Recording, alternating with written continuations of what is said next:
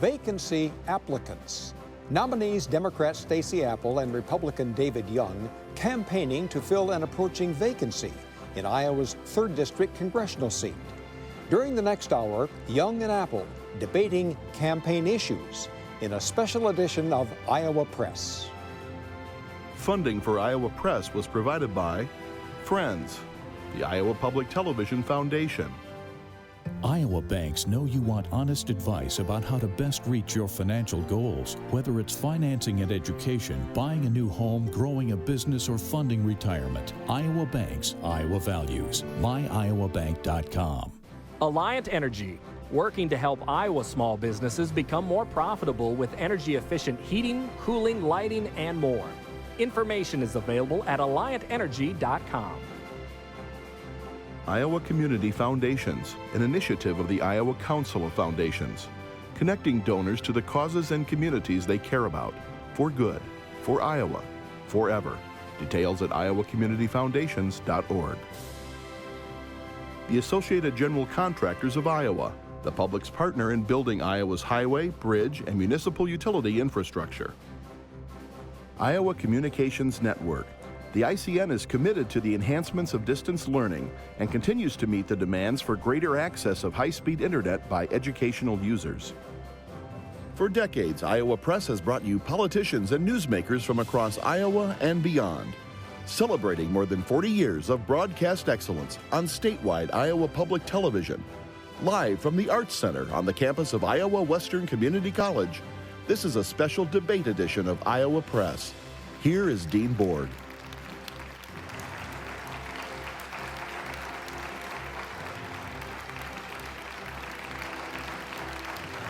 Welcome to Iowa Western Community College in Council Bluffs. This is Iowa's 3rd congressional district, stretching from central Iowa southwestward to the Missouri border, and the Missouri River too. And so that includes Des Moines to Council Bluffs, and along the way, Creston, Red Oak, Shenandoah, and Atlantic. The district's incumbent congressman, Republican Tom Lathan, isn't seeking re-election, so that makes it one of the 44 open seats in the U.S. House of Representatives. Democrats, hoping to reclaim that seat, are pinning those hopes on Staci Appel. She's a former state senator, serving a term from 2006 to 2010. Republican David Young hasn't held elective office, but he has Capitol Hill experience as Senator Charles Grassley's chief of staff.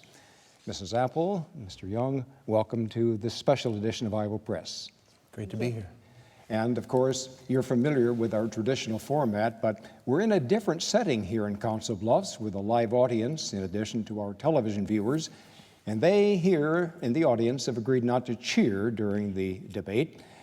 And we're following our regular Iowa Press formats. That means no debate rules. That means no opening or closing statements. Just ideas and issues. I'll be moderating, and questions will be coming from political journalists, Des Moines Register columnist Kathy Obradovich, and Radio Iowa News Director Kay Henderson.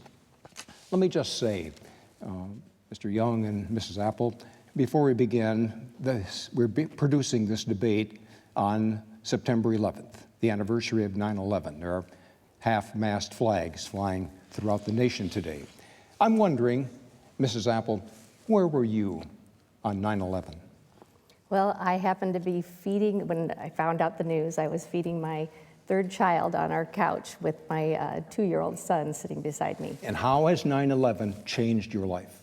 Well, I think it's made us more cognizant of the whole world and knowing that it's a dangerous world. And I remember today I was driving the 2 kids into school, and we went by Gray's Lake, and the flags are all over. It looks hundreds of flags there. Mm-hmm. And it was really moving to think of all those lives that were lost that day, and the families that were left behind, and the first responders, that went in there and tried to. So, Mr. Young, where were you?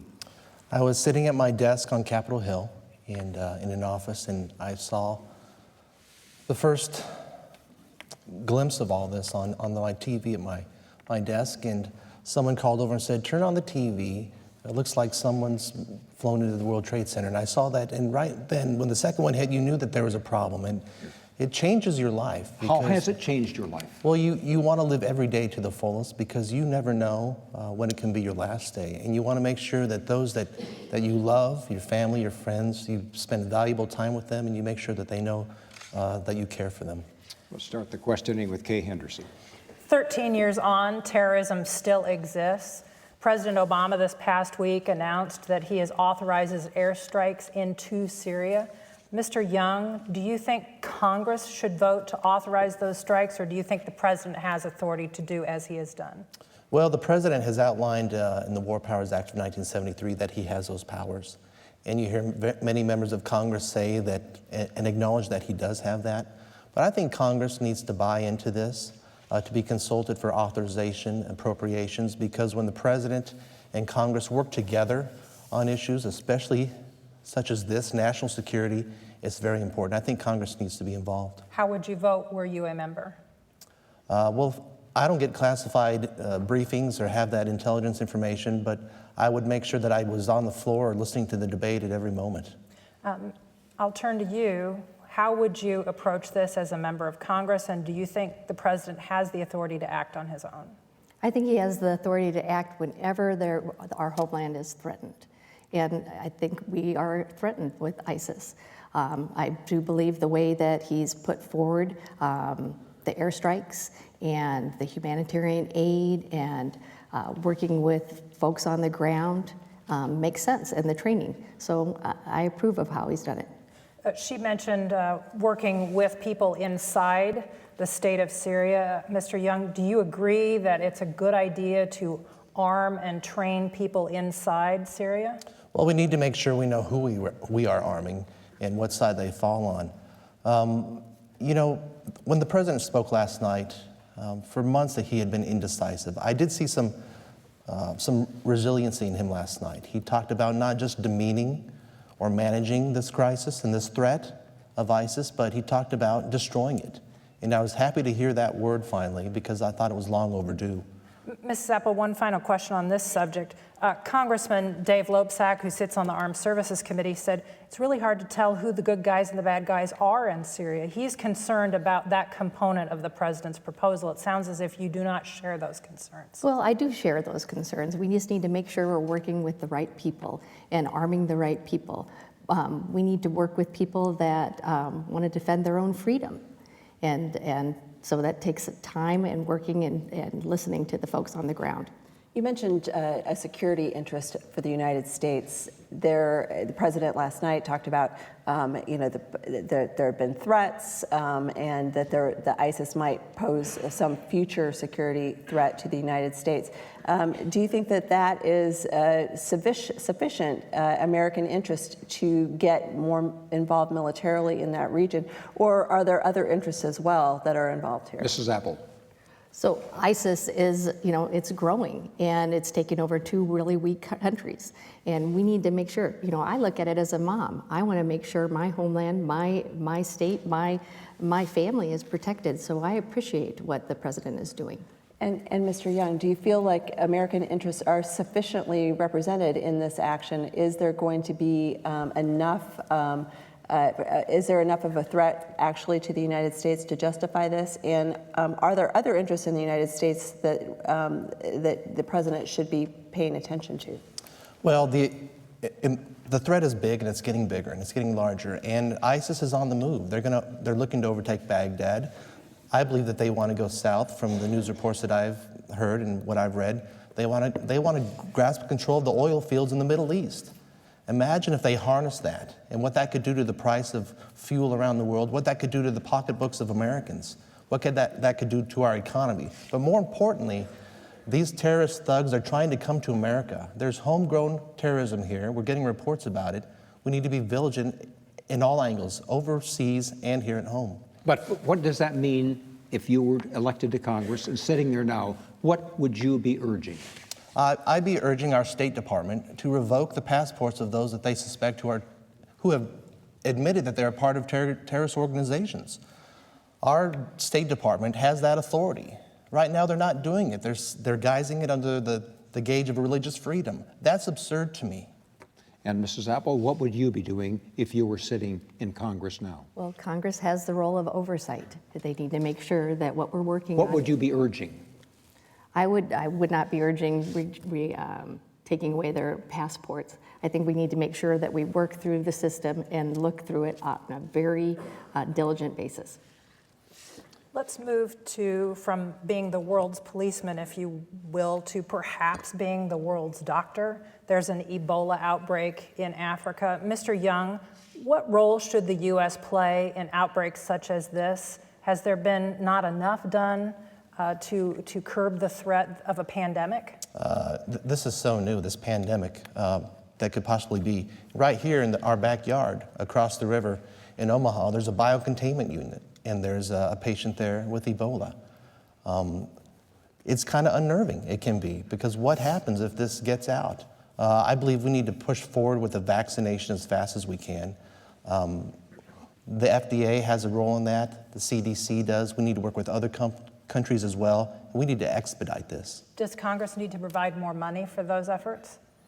If they're asked, possibly. I'm not sure that there's been a request. And you said it's unnerving for Dr. Sacra to be over the river, over in a hospital in Omaha. Is it inappropriate? I don't know if it's inappropriate, because I think probably the best treatment is right here in America. Same question to you. What sort of role should the U.S. play in these horrific outbreaks that are occurring elsewhere? They haven't yet reached our shores. Well, it's a humanitarian effort. It's a huge humanitarian. We have the best scientists in the world here in our country. And coupled with that, that's what we should be working on. What about the fact that the doctor who contracted Ebola was flown here to the Midwest for treatment? Are you fine with that? That doctor is a U.S. citizen. He should be here. We should be taking care of him. His family wants him taken care of. We talk about the U.S. role in healthcare around the world, but healthcare here in the United States still hasn't been entirely sorted out. What is your position on the future of the Affordable Care Act, Obamacare? Are there things in that law, Ms. Appel, that you would like to fix? Well, of course there's things that need to be fixed, but... Such as? So I would say it's everybody's right to have access to health care. I think there's great things within the Affordable Care Act, making sure that big insurance companies cannot take away your insurance coverage just because you have a pre-existing condition. I look at it as a mom thinking about a child being diagnosed with leukemia or cancer and then being told the next day that no longer do they have coverage. But you had the opportunity in Congress to fix this law. What is it that you think would need to be fixed? One of the things that I think is if you were told that you could keep your insurance coverage, you should keep it. Another thing that we should be able to do is with Medicare, we should have been able to negotiate drug prices just like the VA does. That would save billions of dollars. But what we shouldn't be doing is repealing it. I've traveled the country or the state for the last 15 months. I've never had one person say they want to repeal the law. What they've had said is we need people that want to get together and fix it. I think it's atrocious that we have spent 50 times to vote to repeal it. We should spend 50 times trying to fix things that need to be fixed. Work together. And Mr. Young, a lot of Republicans have said repeal the law. I think you've said repeal and replace, correct? What is it that you would replace Obamacare with? I think it's a bad law. I thought it was a bad process. It was a very partisan process. I wish this could have been a law that both sides could have come together and that would have been voted on maybe in the Senate 90-10 or 90% in the House as well, but it didn't. And so we're stuck with it. Do you think it's, before you Sure. go on, do you think it's fixable, or does it have to be repealed and start over? Well, when the president delays parts of it, it's hard to tell if we're ever going to see if it ever comes into place so it can stand on its own merits, or if it is fixable or not fixable. But we had a president who said, if you like your doctor, you can keep your doctor. If you like your insurance, you can keep it. Your health insurance premiums won't go up. And we're seeing the reverse of that. Iowans are telling me every day in my visits with them that they got real problems with this. It's hurting relationships between employers and employees, between Okay. doctors and patients, and you wanted solutions, yeah. Yeah, so, Yeah, what so- are the solutions to that? And again, does that Yeah. start with repealing, or can you fix it? It's not going to be able to be repealed as long as we have this president. This is his, keynote legislation, his keynote law, and it's going to be there for the long haul. I would have dropped those barriers around the state lines so people could have shopped for insurance across the state lines, much like they do for car insurance or homeowners insurance. That would have brought down the price. We need price transparency.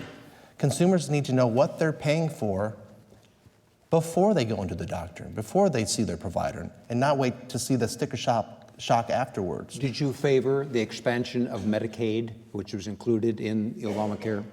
It seems to be working in Iowa, and I would make sure that in any regards to Medicaid, states have some kind of flexibility, but Mrs. Appel, Medicaid, should it have been expanded? Was Yes. that good? Yes, we have more women, we have more children getting coverage. Would you expand it still further? If need be, we would. Let us turn to what occurred in Washington, D.C. last October. There was a debt ceiling vote, and Republicans, such as yourself, Mr. Young, decided that let's push this, try to get President Obama to capitulate in regards to the Affordable Care Act. Should you become a member of Congress, would you tie future votes to raise the debt ceiling to some other issue, or would you vote on a standalone prospect of raising the debt ceiling? well, first of all, you have to take a look at how we got there. We're not doing budgets. We're spending money. It's out of control. And I've outlined some budget principles, such as auditing the federal government so we know where the waste, fraud, abuse, mismanagement is, the duplication, so we can cut those programs, sunsetting legislation, a balanced budget amendment. But when it comes to the debt ceiling, over 40 times in the past, I think 30 years, there have been other items that have been tied to the debt ceiling. And I think there are some opportunities where you could add that. Maybe it's the Keystone Pipeline, something like that. Maybe tax simplification. We're seeing corporations go overseas because of corporate tax inversion, maybe a lowering of the corporate tax rate. But I think it would be healthy to get something out of this for those who are not in favor of raising the debt ceiling.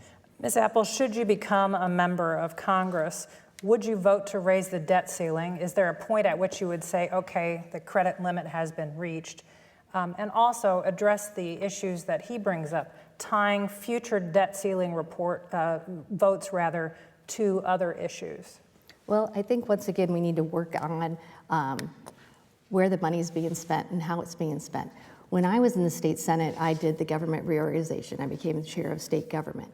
And we worked with Democrats, Republicans, the Senate, the House, managers of departments, employees, citizens, and we found ways to save money for the Iowa taxpayers. That We sounds made it to more me effective like and you efficient. wouldn't be in favor of raising the debt ceiling without some cost savings being in that bill. Dean, what I think is we have so much gridlock and we have people that are elected that are not working and they're not doing their job. And they need to sit down and work together and do their job. So we're not coming to a shutdown. They should be working to do their job. That's who we need to elect. Speaking of spending money, there are a lot of infrastructure problems in this country, not just potholes in the road, but problems with the electrical grid, all kinds of infrastructure. Mr. Young, if you were in Congress, what priority would you give to infrastructure improvements? And would you consider any sort of revenue, such as a gas tax increase, to help pay for that and have the users pay for it? Well, for roads and bridges, the gas tax just isn't doing it anymore because we have so many new vehicles out there that are not fueled by gasoline. You have electric, propane, natural gas, and so I believe that we need to have a long-term solution, be very creative, and make sure that the users of those other vehicles who are using our roads and bridges pay a user fee. And what is that solution? Is it toll roads or? I wouldn't go with toll roads. I think it would be something in the line of a gas tax compared to like how much fuel that they put in their vehicle, or maybe by wattage. I don't know, but we need to not kick this can down the road like we've been doing, where the Highway Trust Fund depletes, and then we throw our hands up in the air saying, oh no, what do we do right now? Ms. Appel, would you raise the gas tax to pay for highway repairs across the nation?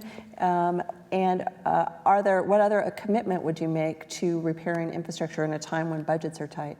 Well, I do not support raising the gas tax. Our middle-class Iowans and their families cannot afford any more taxes. Where our infrastructure is crumbling. Here in the 3rd District, we have some of the worst bridges and roads that need to be fixed. This is a budgetary issue, and it's a priority, and we need to start making it in those budgets. Well, I mean, just about every dollar spent in Washington is red ink. Do you borrow to pay for infrastructure repairs, knowing that there would be jobs created in doing those repairs around the country? I think it's something that you have to sit down and look at the budget, line item by line item, and make your priorities. And this is a priority. Infrastructure is a priority here in Iowa. But something else, what Kathy is saying, that something else has to go then.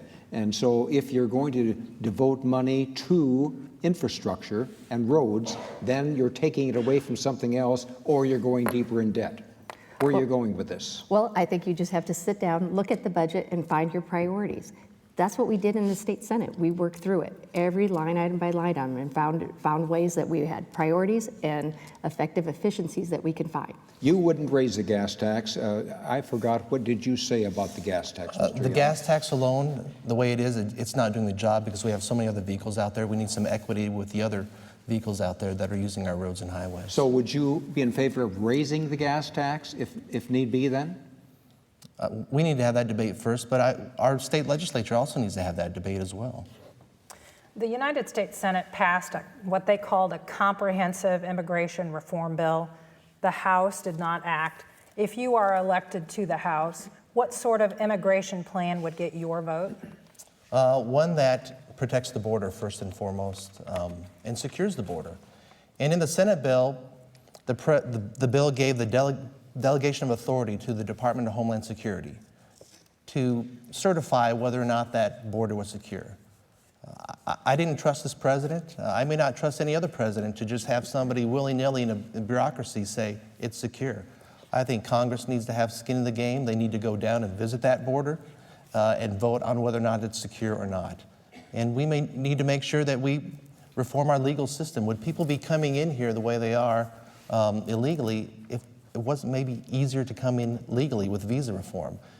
It's a challenge we have, it's a problem we have, but we live in the greatest country of the world still, and we have to put a human face on this. People are coming over here to better their lives, I understand that. And I believe in a guest worker program as well. Do you either fault or favor the business community's effort in regards to passing immigration reform? Do you think there needs to be more workers brought into the country than the native-born? Well, it depends on how our economy is and the need for the workers at any one time. And the immigration levels that we let in, you may have to match those up to what our unemployment rate is or where the needs are for certain workers. Ms. Appel, immigration reform. President Obama has delayed what was rumored to be executive action on his own to address this issue. If you become a member of Congress, do you think that Congress should act instead of the president? Yeah, I think Congress should act, and we have a bipartisan bill that's sitting on Speaker Boehner's desk. It increases the border control by over 22,000 individuals. It creates the DREAM Act. It also provides a pathway of citizenship for our 11 million undocumented workers. We have a piece of legislation that's ready to go. What we need is people that want to go up there and do the work. You need to do the work that's in front of you. So you think President Obama has the authority to act on his own in this regard, or do you think Congress needs to set the policy? I think Congress and the president need to work together, but right now we have a Congress that does not work, and we need to change that. Mr. Young, what about the undocumented young adults, children, under 10 years old, some of them, coming to the United States over the border and trying to find either relatives here or a place to live? Should Iowa or in some way the federal government be involved in finding them a place to live? Well, you have to put a face on this. I mean, these are children, and they're separated from their families in Central America. And it's heartbreaking. I mean, you see some of the video and the pictures and hear some of the stories of what's happening, but I know this to be certain. I do believe that governors need to be notified when these children are dropped into our state or any state. And I want to make sure that these kids are taken care of. I mean, there's health needs from their own needs, as well as could they have some communicable disease as well that could be harmful to the public. I hear you saying some humanitarian things, and that is, do I hear you saying, let's take care of them, they're here, let's take care of them and settle them and find them a place to live and not send them home? I want to match them up with their families in Central America and make sure that they are with their families. And I think we also need to lean on our southern neighbor, Mexico, to lean then on their southern border to make sure that their borders are secure. Mrs. Appel, send them home or resettle them here? Well, there's a process. We need to find out, how they got here, why they came. Are they refugees? So if they have true refugee status, Iowa's always been very welcoming to refugees. Are you? I am. Okay. And if they're true refugee status, I'm a mom. I'm a mom of 6. I can hardly imagine how hard it must be as a mother to send your child over, miles and miles. I mean, I'm hearing from teachers and parents in communities, and they're saying we have enough needs to take care of, in our municipalities and schools to take care of our own children here, and it's just another layer of burden. So it's really hard to make sure that everybody's taken care of. We need to take care of our children first. I asked that question because you're seeking to identify yourselves to 3rd District congressional voters. And as you're seeking to do that, there are others who are running commercials doing it for you negatively. And we have a couple of those commercials. And Mr. Young, first one about you. I can't wait. After 20 years in Washington, David Young says, I've seen the ugly of Washington, D.C. I've been caught by its trappings. Caught by its trappings. Maybe that's why Young wants to give more tax breaks to big corporations and billionaires and pay for it by slashing funding for schools and eliminating the Department of Education. Because David Young got caught up in Washington, he'll never work for Iowa. The Democratic Congressional Campaign Committee is responsible for the content of this advertising. Mr. Young, that was a comment that was made on Iowa Press. You bet. Yeah, when I you remember were a guest on yeah. Iowa Press. And really the key word there is, the operative phrase is, and campaigning and been caught, I've been caught by its trappings. Sure. That's the phrase. Now, that brings up the question, are you campaigning as a Washington insider, I know the system so I can get things done, or are you campaigning as an outsider that send me there and I'll change things? Well, first of all, can I comment on that commercial? I find it very laughable. You see these happen all the time, these attack ads. Words are taken, parsed out of paragraphs and sentences. I have seen Washington, D.C. up close, and it's ugly. And you can get caught in a bureaucratic, massive, big government maze trying to penetrate it. There are traps sometimes where you're banging your head against the wall, but you find ways to be creative and advocate and penetrate it on behalf of Iowans, and I have done so. And I will never run away from my service for Iowa alongside Senator Grassley, working in, day out, being on the phone with Iowans, hearing their heartaches, their problems, their solutions, being in meetings with them, seeing their tears at times when the EPA or the IRS is coming down on them. And that's why I want to go to Washington. Mrs. Appel, those opposing your candidacy want voters to know some things about you, too. When your family makes its budget, what are your priorities? The mortgage? Groceries? When Staci Appel voted to spend your tax dollars, she had different ideas. On the eve of the Great Recession, Appel voted to spend $120,000 on decorative flower pots at the state capitol. And Appel voted to spend $80,000 to repair an organ. Staci Appel's spending priorities? They're a little off-key. The National Republican Congressional Committee is responsible for the content of this advertising. Mrs. Appel, you catch the drift there. It's big spending. Flower pots. You said you'd set priorities, spending priorities, and yet the commercial says she spent money for flower pots and repairing an organ. Well, this is a negative ad that they try and take away from what my record actually is and the smaller parts of it. My record is about creating preschool for every 4-year-old in the state of Iowa, reorganizing state government and saving millions of dollars, creating equal pay for equal work and the statewide smoking ban. Those are big pieces of legislation. Are those votes that are in that commercial votes you wish didn't exist? You know, they both were vetoed on it. The Oregon was a matching program with Senator Grassley when my opponent was his chief of staff. So I think I need to point out too, neither of you are paying for those negative ads against each other. They're coming from outside sources. You're correct. This is what's unfortunate during a campaign when you have outside groups come in and do this and you can't coordinate with them, you can't control it. But those votes are real. I mean, that shows a contrast between me and my opponent. She voted for the largest budget in the state's history, which had to be bailed out by federal stimulus funds.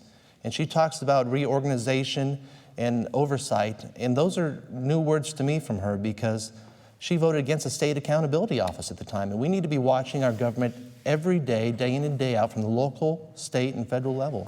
Well, can I talk? Go ahead and respond to that, because I was interested in that question about the Government Accountability Office as well. I mean, wasn't that adding more government bureaucracy in a bill that was supposed to be organizing and making government more efficient? Yes, it was, and you know, I joined with it was an amendment, and I joined with bipartisan, Democrats and Republicans, against creating an accountability office. We already have. Whose idea was that, to create a government accountability office? It was the Republicans. I'm not sure which individual, you know, put the amendment forth, but we already have, and at that time we had a Republican auditor that was doing a pretty great job, and to increase government was not what we were going for. But this is an investment. Every dollar put in for accountability, you get so much in return. I mean, I have a direct experience in this as Senator Grassley's chief of staff oversight and watching this government and some of the fraud, waste, and abuse and mismanagement that comes out of there, whether it's military contracting or over reimbursements in the Medicare program. And those save taxpayers dollars, and we need to save it at every level. And this is what we did with the government reorganization. We made sure, and we went through department by department, and we found ways to make government more effective and efficient. And we also put forth that every other year we would go through and in the interim do it again. Well, let me ask you this. I mean, we've just heard each campaign trying to define each of you. And most people who live in this district probably don't know you very well. So starting with you, Mr. Young, how do you define yourself? What is this person that you want these folks to send to Washington, D.C.? I'm somebody who knows how to listen. I cannot be a better advocate for Iowa if I don't know what people are thinking. Now, my mouth is open right now, but usually when I'm in the towns in the 3rd District, I'm asking questions because Washington, D.C., as we have seen, does not have all the answers. I'm somebody who remembers who my boss is. Should I be honored and humbled to be elected to the 3rd District as the congressman? I will remember who my boss is. And we see what happens when people go to Washington and they go wayward. Look what happened to Eric Cantor. He was a House Majority Leader, and he just lost a primary because he forgot who he was. He forgot who his boss is, the people in his district. I will never forget who they are. I'm someone who believes that the best government is the government that governs closest to the people. Mrs. Appel, how do you introduce yourself to Iowans who have never heard of you before? That I'm a very independent thinker that is a result of getting things done for the people of Iowa. And I know that Democrats don't have all the right ideas, Republicans don't have all the right ideas. I learned that in my service in the state Senate. And that's what I bring to the table. When you talk about your experience, your experience as chief of staff, your experience as a state senator, people don't have very much of a voting record with both of you. You served a term. You didn't take votes. Why should somebody, Mr. Young, why should somebody trust that you're going to do what you say you're going to do? Well, I can hit the ground running. And I would say that if you want to know what kind of person I am, call Senator Chuck Grassley. He's somebody who Iowans trust, and he knows, and they know that he wouldn't have a chief of staff or any staff that he didn't trust. And so I would just add that. I can hit the ground running for Iowa. We have so many challenges in Washington, D.C. I want to be at the table. I know who the honest brokers are. I know what can be done and how to get it done. And I want to represent Iowa and help take care of these problems. Mr. Young, what differentiates you then from Mrs. Appel? I think two things that I just mentioned contrast in our philosophy. I like balanced budgets. I like keeping an eye on this federal government. She voted against the State Government Accountability Office and voted for the largest budget in Iowa's history. And that doesn't fare well to Iowans. Iowans hate debt. I hate debt. I want to take care of debt in Washington, D.C. Mrs. Appel, he said that you aren't for a balanced budget. He inferred that. Is that true? I don't think so. We here in the state of Iowa, we have to balance our budget every single year. Well, what differentiates you then from David Young? Well, I think that my service for the state of Iowa, my background being a mom of 6, being a financial consultant for 12 years, working with families, trying to help them with their retirement and putting their kids through college. There's a lot of differences between myself and Mr. Young. You know, I would not have been for the government shutdown. He is. He wants to repeal the Affordable Care Act. I do not. You said be a mom. Is that playing the card of let's send a woman to Congress? Well, I think you want to send the most independent thinker that's willing to work hard for the middle-class families of Iowa. That's what you're looking for. Would you vote to pass a balanced budget amendment to the U.S. Constitution? I think we need to have a balanced budget that carves out for Social Security and Medicare. So you would vote if it had those conditions to amend the U.S. Constitution requiring a federally balanced budget? I do not believe I would. Okay, let's move on to something I would. I'll just add that. Many Iowans are watching. Just a minute, Kate. You would what? I would vote for a balanced budget amendment if it allowed for, to make sure that in wartime, there could be a possibility of busting those caps if there are emergencies where we had to protect our homeland, things like that, and we had to make sure that our priority was the mandatory spending, the benefits that folks receive under Social Security and Medicare. Let me just flesh this out. A balanced budget amendment could be a 20% across-the-board cut. That would affect Social Security, Medicare, our education budgets. We have to be extremely careful when we do things like that. That's why you make sure the mandatory spending is a priority. Iowans who are watching their television sets and listening to their radios are hearing a lot of ads for the United States Senate race. And in that race, there is a focus on issues which neither of you have focused upon tonight. That would be Social Security, Medicare, and the Veterans Administration. Let's start with Social Security and Medicare. Ms. Appel, how would you solidify, make those systems solvent? Well, you know, I would keep my promise to seniors and the 40-year-olds and 50-year-olds that are paying into the system. Social Security and Medicare is not a goal, it's a promise. The best way to shore up Social Security and Medicare is to create great paying jobs, so there's more people paying into the system. And that's the best way to do it. I also think taking a look at Medicare, I think we spoke about it earlier, is being able to negotiate drug prices, just like the Veterans Administration does. It would save billions of dollars. You know, this is pretty personal to me. My mom called a couple months ago and said her doctor wanted to put her on a new prescription, but it was $1,000 a month for the copay. She says, I can't afford that. I can't even afford $500 a month. And I bet there's lots of other families just like that across the state of Iowa. So beyond those ideas, you wouldn't vote to, for instance, raise the retirement age. You wouldn't vote to, for instance, require wealthier Americans to contribute more above the cap on their income, pay perhaps Social Security's taxes on their entire income?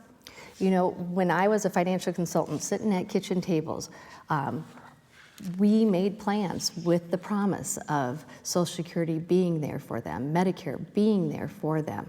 And so how do you make it solvent if you don't make any changes? Well, just like I just said, we need to create great paying jobs for our middle class families and making sure that more people are paying into the system.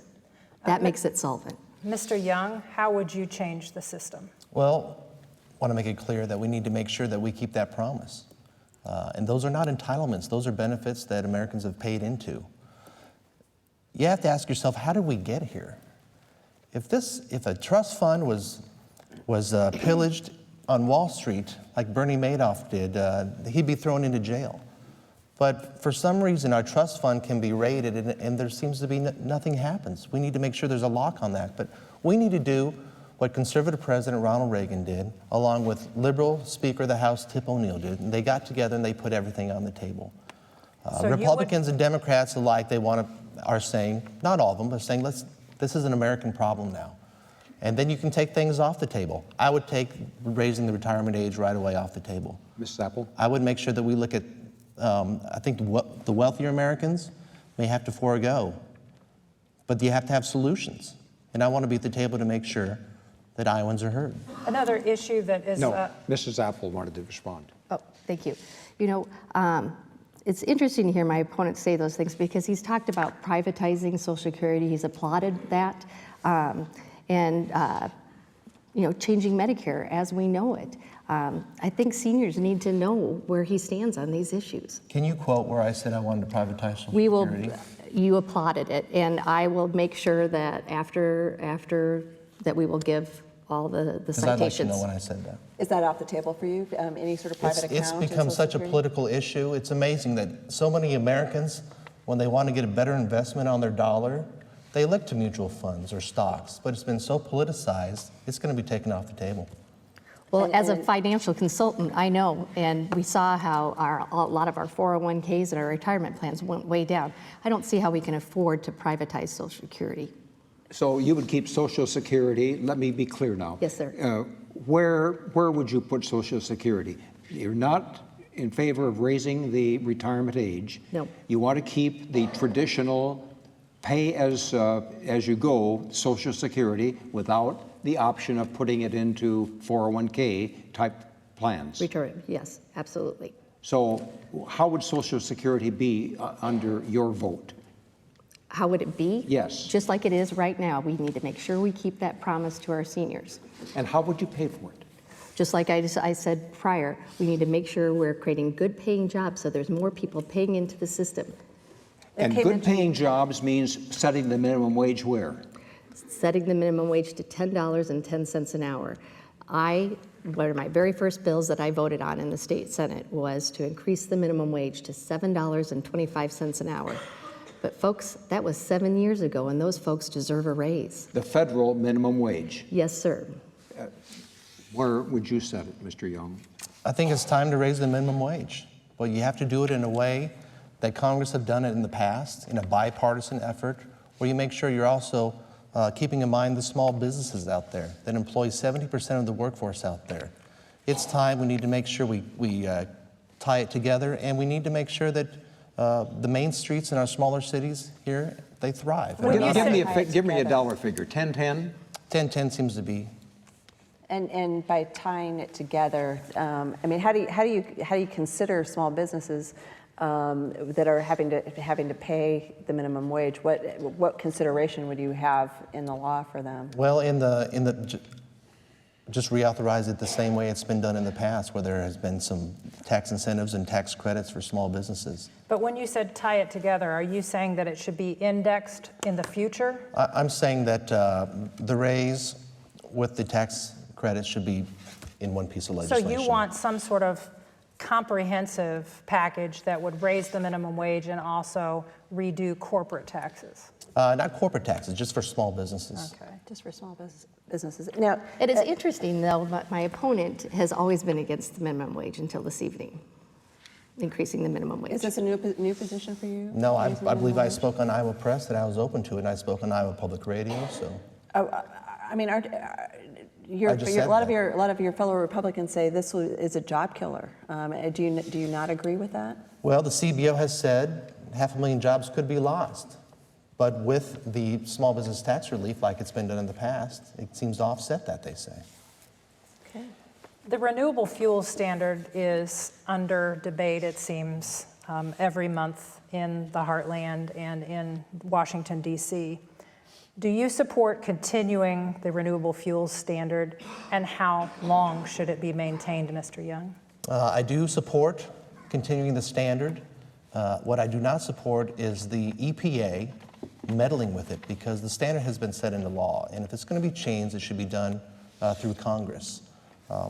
It's hard I don't have a crystal ball and can't tell at what stage you remove that standard, if you remove it at all, but it probably will be removed someday, because I believe that our industry, ethanol industry, will get to the level where it will be competitive at the pump with other fuels. Ms. Appel, would you maintain the renewable fuel standard forever, or do you foresee a point at which it could be removed? You know, our economy, Iowa's economy, depends on the renewable fuel standards. Our farmers and their families depend on it.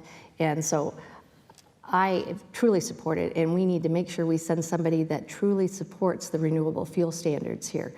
Unfortunately, my opponent has stated numerous times that he wants to phase out the renewable fuel standards. I didn't hear him say that tonight. He did not say it tonight. It's interesting. Well, what about what he said to have this go through Congress instead of it being an administrative rule through the EPA? Would it be a good idea to have Congress decide what standard there should be for renewable fuel? Well, it would be if we had a Congress that is actually working and doing their job. There's too much gridlock in it. And so we need to continue, Iowa's economy depends on these renewable fuel standards, so we need to have them continue. And Mr. Young, are you fairly confident that if Congress were in charge of setting the renewable fuel standard, that in fact this is something that they would actually want to continue, especially considering the fact that, I mean, this is of big interest to Iowa, but it's not necessarily a priority all over the country. It's not necessarily a priority all over the country, but if you look what's happening globally, and if you want to get away from being dependent on Middle East fuels, we're going to have a comprehensive energy strategy. We have a Department of Energy, but we don't have an energy policy. And renewable fuels needs to be a part of that. And I'll be at the table to make sure it's there. Let me ask you about a comment you mentioned earlier about one of the problems with our political climate here is all these ads, negative ads. Congress this week had an opportunity to vote on a constitutional amendment dealing with the Citizens United ruling in the Supreme Court that opened the doors to super PACs, corporate funding of campaigns through, not of campaigns, but of campaign advertising. Would you have voted for that constitutional amendment? And generally, how do you feel about campaign finance reform?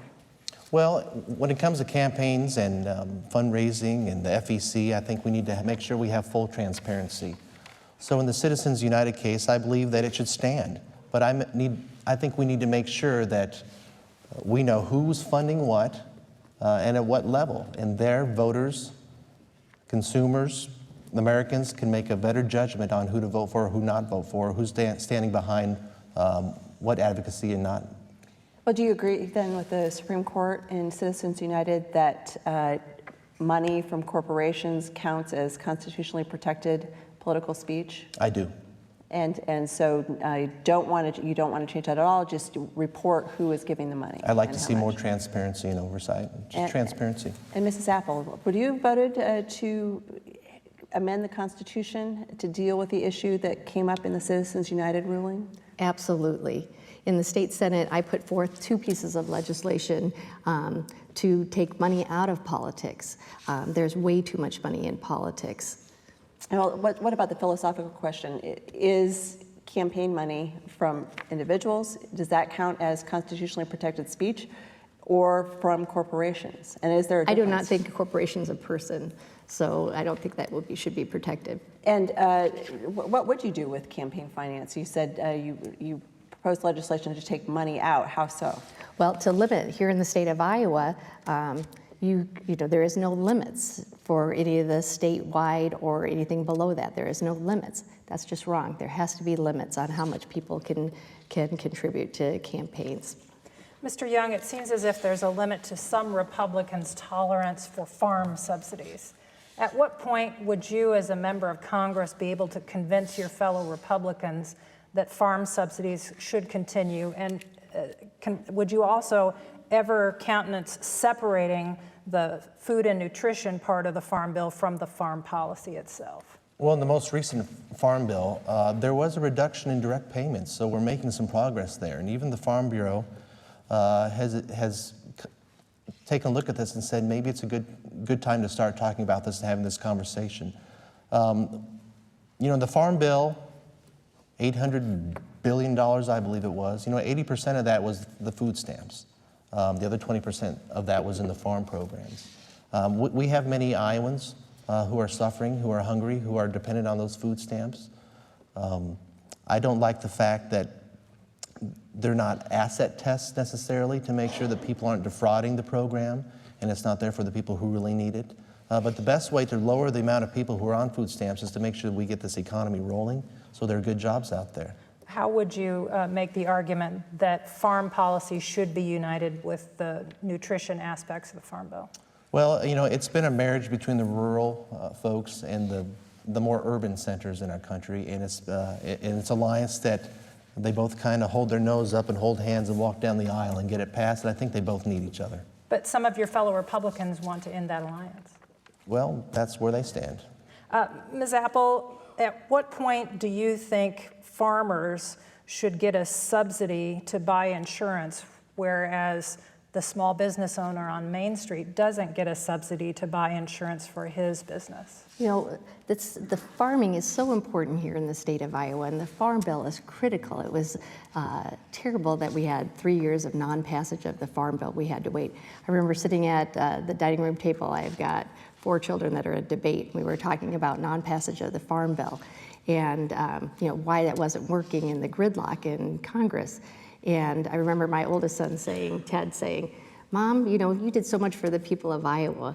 You should run for Congress. I bet you can get this fixed." And so that's one of the primary reasons I'm running, is to make sure we break up that gridlock and get things passed, like a Farm Bill. And that includes also guaranteeing some prices, such as for corn, it'll be below the target price of last March. And so farmers this year will be getting some payments from the government to subsidize that loss. Right. And our you farmers, agree with that? Yes, our farmers need to know how to make their plans for the next year, the next 2 years.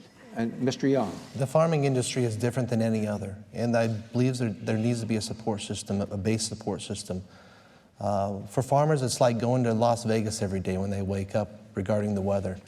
And so they depend on the weather. And when it's really bad, there needs to be that support there so that they can make sure that they can do the right things for the next season to make sure we have feed and fuel and food on the table. Speaking of crops, there's a new cash crop in Colorado with the legalization of marijuana, and states around the country are looking at medical marijuana, including Iowa, with approving a derivative of marijuana for kids with epilepsy and other disorders. Would you, as a member of Congress, consider backing off of the federal laws and allow states to make their own decisions on how to control and distribute marijuana? Question to me? Yes. You know, I look at it as a mom. I think any legalization of marijuana I'm not supportive of. I do have a lot of compassion for these families that are dealing with a child with epilepsy, and they're seeing a solution for that. And I can see a pathway there. Okay, but I mean, some of these state-by-state pathways are being hamstrung by the fact that you can't transport this product across state lines. You know, there are a lot of federal regulations that actually make this difficult. Would you, as a congressperson, say, you know, the states know best about, you know, what is right for them? Well, I think Iowa's making, you know, they're working through the problems of it, and they're working through the rule process right now. So I think we have to let the rule process work. Okay, so you leave the federal law the way it is. At this point, right. And Mr. Young, should the states be able to write their own destiny when it comes to medical marijuana, or should you keep the war on drugs laws in place in the federal system? Well, the states are doing it regardless of what the federal law is right now, so that's happening. I have met with parents here in Iowa who have tried every effective means of medicine or therapy to help their child going through epilepsy. I want to make sure that they have the most safe and effective products available. If that is medical marijuana, then so be it. But there needs to I believe, to make sure the FDA has a role in this to make sure it's safe and effective. Candidates, we haven't much time left. I do want to mention the Veterans Affairs Administration. Would you allow a veteran to have a voucher and go get medical care anywhere, Mr. Young? And if so, why have the VA? I live in Van Meter, where the Iowa Veterans Cemetery is. And every day I pass by that exit in that cemetery, and I think about the men and women who have served our country. And I think about what we have just witnessed with what's been happening in the VA program. And it didn't just happened under this administration. It's been there before. We have a new director there, Secretary McDonald. He's given it 90 days to make sure that they turn things around. But I believe the veterans who put their life on the lines for our freedoms, they should have those vouchers. Mrs. Appel, would you give veterans a voucher to go get care anywhere? And if so, why have the VA system at all? You know, I've sat down and spoke with veterans, spent time with them. What they really want is us to fix the VA system. They want us to fund the VA system. They want us to streamline the paperwork within it. That's what needs to get fixed. I think the president just signed into law, if you are 45 miles outside, you can get care right where you're at, so you don't have to travel for it. Several times tonight, you've mentioned good paying jobs need to be created. What's the single most important thing that you could do as a Congresswoman to create good paying jobs? We need to make sure that we fund the Small Business Administration and their loan program, because small business is what create our best paying jobs. And when they want to expand their business, they need to know that Small Business Administration is funded. Mr. Young, the single most important thing. Go after the U.S. tax code that is 75,000 pages long, that complicates the lives of every American, and make the tax code certain and permanent so people can invest in this economy and create jobs. 18 months ago, neither one of you were seeking this office. If you are elected, Mr. Young, how long will you serve? As long as the people want me and as long as I have the desire. And I want to get there and get things done. Mrs. Appel? Once again, I would apply the same ways. It would be there as long as the people will have me.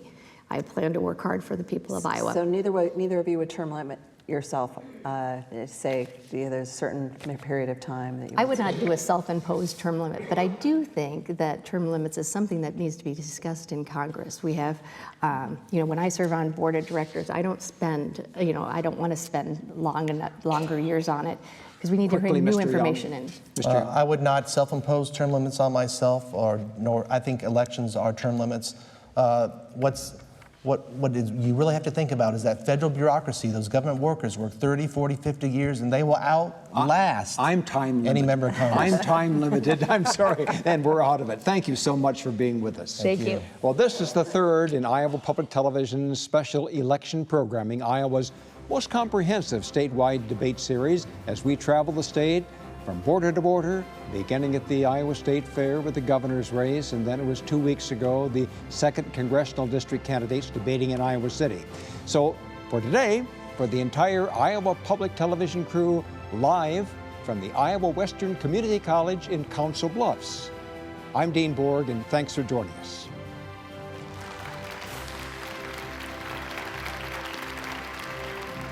Funding for Iowa Press was provided by Friends, the Iowa Public Television Foundation.